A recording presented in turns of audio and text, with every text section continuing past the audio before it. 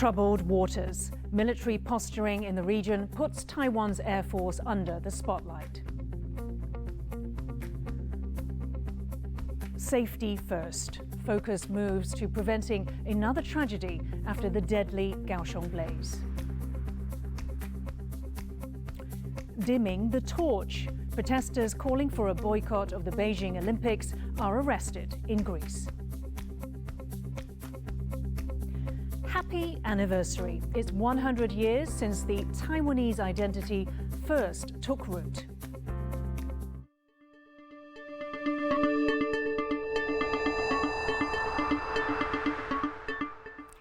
A warm welcome to TaiwanPlus News. I'm Yin Khvat. Taiwan's Air Force is holding its annual Tianlong drills from Monday. Air Force F-16s, Mirage 2000s and indigenous defense fighters are reportedly being put to the test in Pingdong County. These latest drills coincide with increased military presence in the region.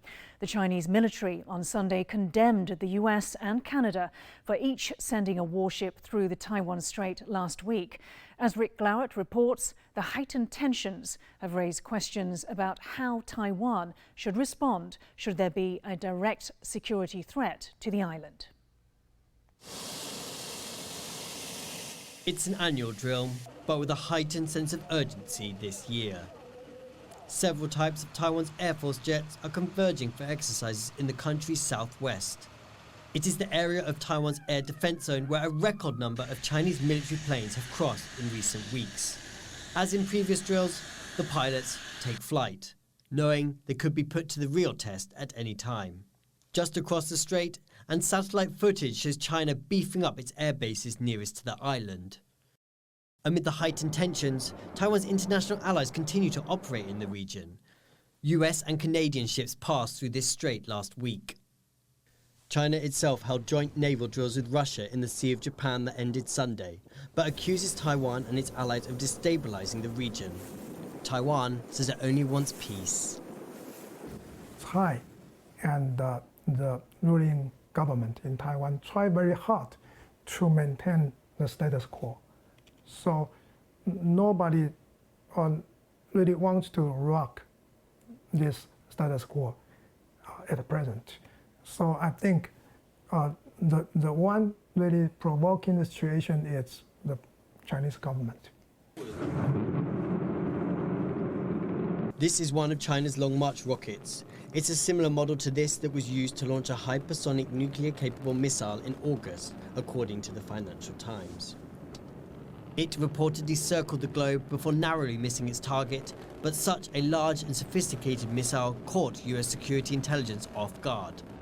Taiwan's President Tsai Ing-wen has said there is a strong resolve among the people to defend their country to the hilt, and the government continues to bolster its military spending. But the new threat puts the military's readiness in the spotlight, and there are calls to make military conscription longer than 4 months. The most difficult part is how to get these people's mindset and also the government's resolve to defend Taiwan for both trends to converge, So we need new policies. As the back and forth continues across the strait, Taiwan's challenge is now how to match its people's will to defend the country with a well-stocked and a well-prepared military. Alex Chen and Rick Glowett for TaiwanPlus. 2 children are still missing and 4 people are confirmed dead after being swept away by a flash flood in northern Taiwan on the weekend. Their tour leader has been charged with negligent homicide. Ken Ning has more. It started as a family day out. It ended in tragedy with 4 dead and 2 children still missing. Hopes are fading that they may be found alive. On Saturday, a group of 16 adults and 15 children set off for the Hubaotan Historic Trail in New Taipei's Zhangxi district. The group was forced to turn back due to heavy rain. The deluge caused a sharp rise in the level of the Beishi River. 2 adults and 4 children were caught up in the flash flood and swept away. Rescue workers have so far recovered the bodies of the 4 of the 6, 2 adults and 2 children. 他说他很幸运的被冲往岸边，然后有抓到一根树枝，然后因为沿着那个树枝往上爬，爬到岸边的时候就遇到救难人员，然后把他抱起来，冲到派出所来。The leader of the tour group has been charged with negligent homicide and released on bail. Police have also questioned board members of the Tianda local nature company that organized the trip. New Taipei Mayor Hou Youyi has called for an investigation into the company's credentials and what weather assessment was conducted on the day of the outing. Kama Xu and Ken Ning for TaiwanPlus. Now let's take a look at some of the other world news making headlines. China's economic growth is slowing down. It recorded just 4.9% GDP growth in the third quarter of this year. That was a sharp drop from 7.9% in the previous quarter. Analysts say the Evergrande debt crisis has dragged down the property sector. Meanwhile, an energy crunch and supply chain bottlenecks have also contributed to the slowdown. But the governor of Chinese central bank remains optimistic, saying he expects overall growth for this year to exceed the government's target of 6%. Two activists calling for a boycott of the Beijing Winter Olympics have been detained by police in the Greek capital. They interrupted the dress rehearsals at the Acropolis ahead of the torch handover ceremony to Beijing, which kicks off the countdown to the 2022 Winter Games. The Tibetan and Hong Kong activists unfurled Tibetan and Hong Kong protest flags, waving the flags and chanting slogans before they were detained. They remain in police custody. To find out more about the demonstration, our reporter Ryan Ho-Kilpatrick spoke with Tenzin Yangzom, grassroots coordinator of Students for a Free Tibet. He began by asking why they are calling for a boycott of the Beijing Winter Games. SFT is calling for a full boycott of the Beijing 2022 Winter Olympic Games due to China's ongoing genocide against the Uyghur people and also the unprecedented levels of repression inside Tibet, Hong Kong, East Turkestan, Southern Mongolia, and independent and democratic Taiwan. We believe that genocide has to be our red line. The Chinese government wants us to think that they do not care what the world thinks, but they do, and this is exactly why they want to host the Olympics in the first place, for political legitimacy and for global approval. And so we believe that a global coordinated campaign, which we have been organizing for many, many months now, will send a very strong message that there actually is a price to pay for their actions and that we will not stop until we have been successful. But Olympic boycotts have become quite rare in recent decades. So how likely do you think this effort is to succeed? In 2008, when Tibet activists were able to stage protests all around the world, including here in Greece, they used the platform and did a very good job in getting the Tibetan cause out there. We plan on doing exactly the same thing in 2022. And also, no activist is under the impression that the Olympics boycott is going to magically end Tibet's occupation or the Uyghur genocide. But a boycott definitely is a tool in a very large toolbox that we can use to fight China's human rights violations. Should we not achieve a full boycott, China will only continue in pursuit to eliminate Tibetan culture and identity. And the situation has gotten so much worse since 2008. I am very frightened to see how much worse it will get if Beijing gets awarded the Games in 2022. Now, back in Taiwan, it's 100 years since the founding of a cultural organization which spearheaded the drive for Taiwanese identity and democracy. The event in Taipei was attended by President Tsai Ing-wen. Peachy Zhuang has this report on the Taiwan Cultural Association.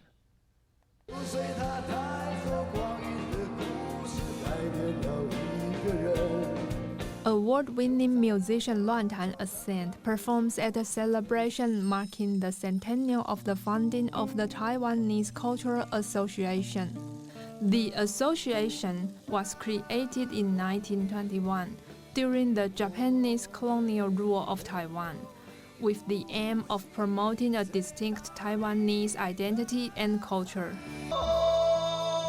The showcase, bringing together performances from a variety of local artists, was designed to mark major events in Taiwanese history.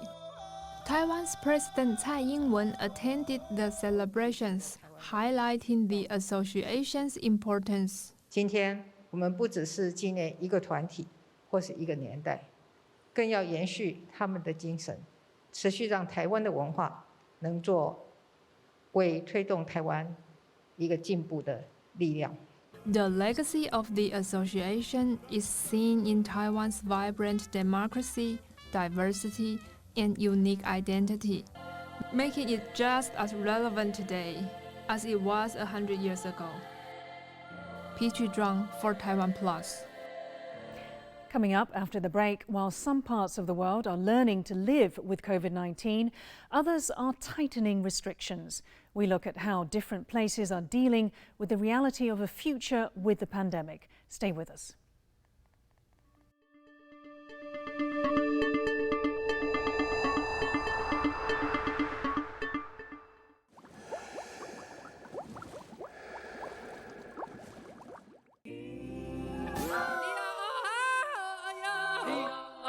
Hello, Taiwan.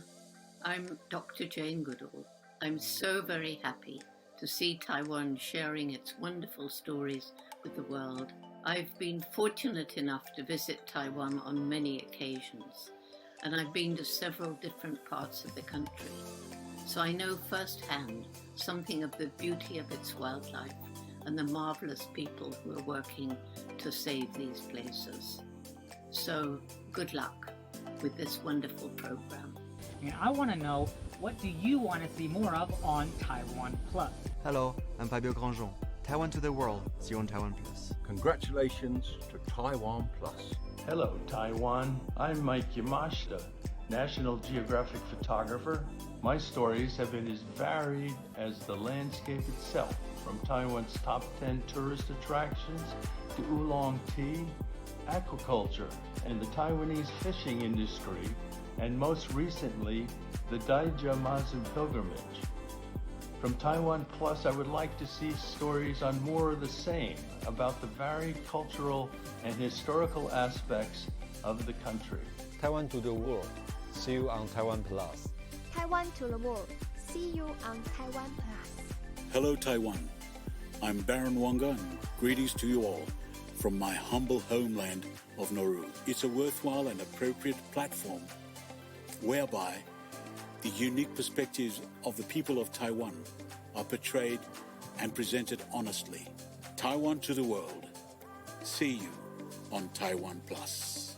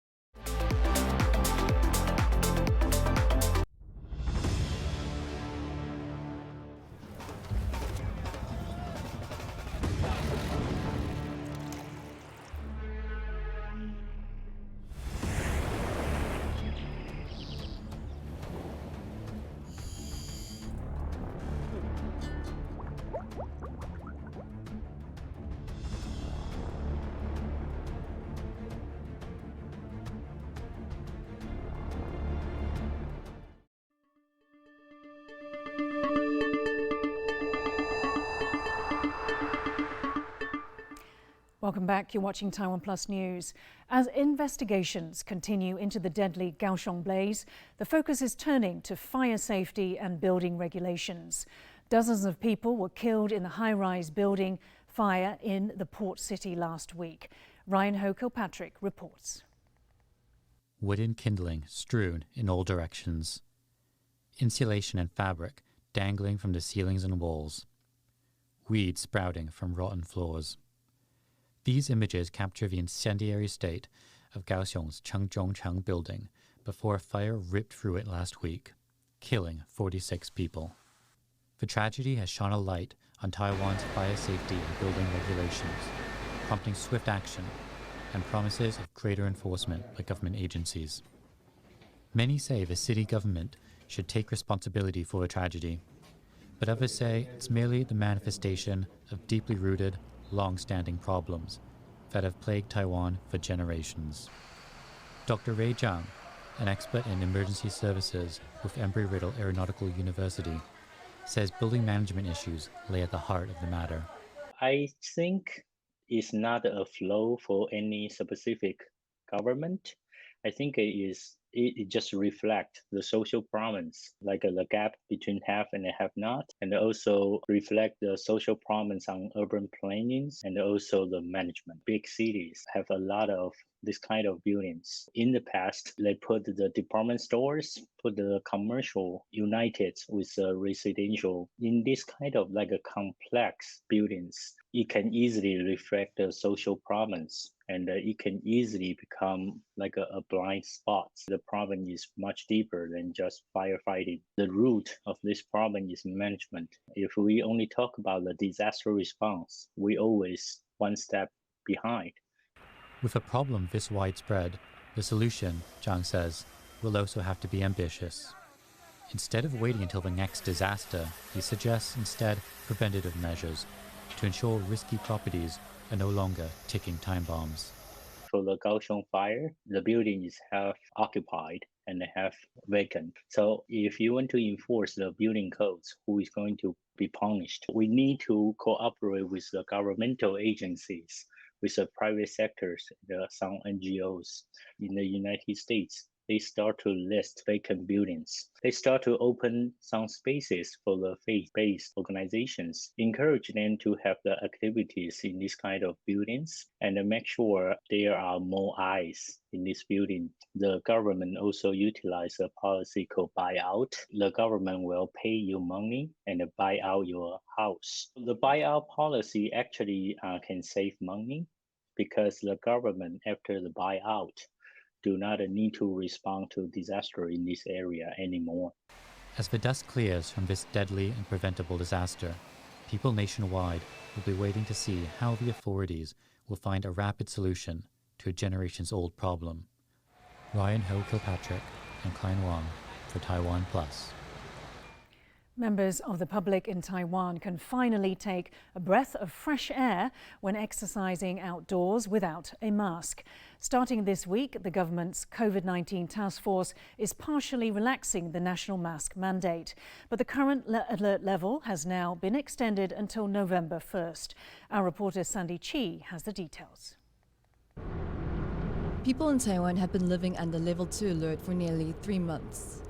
And with more than 10 days of new cases in single digits, many were hoping to get some reprieve. But Taiwan's COVID task force has extended the alert level for another 2 weeks. There will be some relief, though, for those working up a sweat outdoors. 从事室外的运动，那只要是说它本身没有症状，而且与不特定的对象可以维持社交距离，那都可以在运动的时候把口罩拿下来。 至于在休息的时候，那还是要把它戴上。 You can also take your mask off to say cheese, as taking photos without the face covering is now allowed. But entertainment and leisure venues such as dance halls, nightclubs and bars are staying closed for now. Health Minister Chen Shizhong said level 2 is being extended due to Taiwan's current vaccination rate. To date, over 60% of the country's population have received 1 dose of a vaccine, but only 22% have been fully vaccinated so far. James Raynor and Sandy Chi for TaiwanPlus. While many parts of the world, including Europe and the US, have started lifting COVID restrictions, here in the Asia-Pacific there is a reluctance to end border controls and other rules. TaiwanPlus reporter Louise Watt spoke to 2 correspondents in the region and started by asking what kind of effect 3-week quarantines are having on Hong Kong. Well, it's certainly having a huge effect on the business community, and there was a recent survey with the US Chamber of Commerce where they said that about 40% of their members were thinking of leaving and moving on. And even for, it's not just for foreign businesses, and it's also for local businesses, because they're facing quarantine restrictions when they go to mainland China, as well as if they come in and out of Hong Kong to go elsewhere, to go abroad. So that is a strategy that may well backfire on the government. Carrie Lam, the chief executive, appears to be very keen to impress Beijing and follow a Chinese model when it comes to keeping to a zero COVID policy. But she may well get a lot of pushback, and she already is getting a lot of pushback from both local and foreign businesses. And already after the Hong Kong protests, there was talk of foreign foreign companies moving to Singapore. And Bill, you're in Australia, of course, where restrictions have been so tough that you haven't been able to travel from one state to another. How has that affected life over there? Well, Australia's undergone a very big change in the last few weeks or the last couple of months in the two most populous states, New South Wales and Victoria. So Australia was a bit like Taiwan, somewhat like China, also like New Zealand, that had successfully kept COVID out for the most part with closed borders. People were very happy with that. But then the Delta strain got in, it blew up in New South Wales, it's now blown up in Victoria. And Australia did what it's been doing before, lockdowns and restrictions and all these sorts of things. And it wasn't working this time. So it caused a big policy rethink here in Sydney. And now the attitude of the New South Wales government is the opposite. Basically, it's incentivised everyone to go out and get vaccines. The first jab rate in New South Wales is incredibly high. It's near 92%. In recent days, we've seen people going out in Sydney for the first time since the opening up. In Melbourne, something similar has been announced. There's a roadmap once enough people down there get vaccinated. The full interview with the correspondents is available on the TaiwanPlus YouTube channel. As we just heard, Australia is continuing its push to open up. On Monday, Sydney eased more COVID restrictions as vaccination rates continue to rise. Thousands of children returned to school after months of home learning. People in Sydney and the rest of New South Wales will also no longer have to wear masks in offices. Taiwanese chipmaker TSMC has given a sneak preview of its new plant under construction in Arizona. Scheduled to open in 2024, the $12 billion plant will make the high-grade 5-nanometer semiconductors used in cutting-edge electronics. Chips made by the Taiwanese company are used in everything from smartphones to fighter jets. The 2.3 million square foot factory is expected to produce 20,000 wafers per month. Each wafer contains thousands of chips. Taiwanese company Foxconn revealed 3 types of electric vehicles during an event in Taipei on Monday.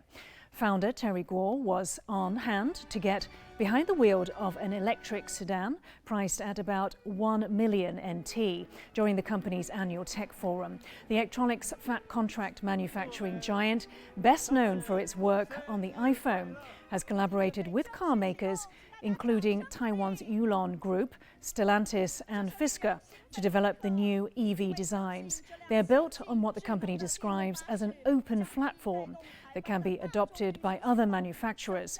Its electric bus is expected to be ready for service as soon as next year. A Russian actress, a movie director and cosmonaut have returned from the International Space Station, where they spent 12 days filming scenes for a movie. A Russian Soyuz capsule carrying the unusual crew landed in Kazakhstan on Sunday. More filming took place after actress Yulia Peresild and director Klim Shipenko returned to Earth. In the movie they are making, it's called The Challenge. And now to a story of an innovative farmer in the south of Taiwan who has turned the waning traditional betel nut industry in his hometown of Pingdong into a vibrant economy catering to those with a sweet tooth.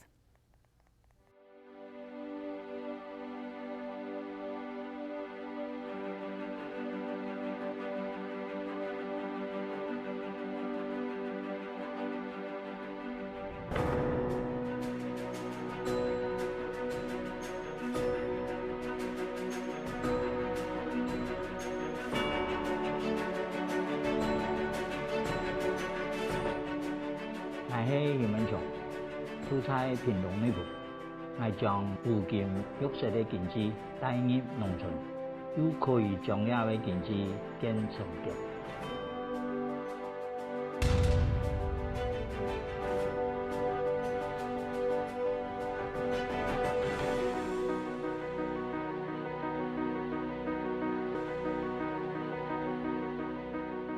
食品人再生风地地。天才色巧克力最深度无落落，它可能年度点嚟睇中可可，喺中粒肉點之下可以發財，在檳榔樹下種可可啊，兼發財，用烏劍同我哋呢肉劍，用呢結合在中下可以造成雙贏。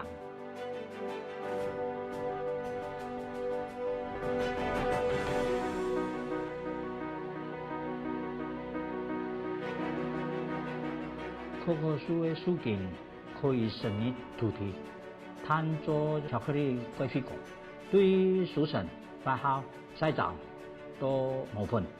而做到巧克力嘅成型，都係我哋自己嘅兄弟自己摸索出來，讓做出可以同世界同等級嘅巧克力。因為我哋自己種植成績，其他農民都抵得，巧克力也可以孤獨食，所以大家才能開始種可可樹。現在內部已經有20家嘅可可樹園，我哋將所有生產嘅原料全部都製成巧克力。希望亞中迄間嘅實力可以留在本在地嘅肢體，繼續參加。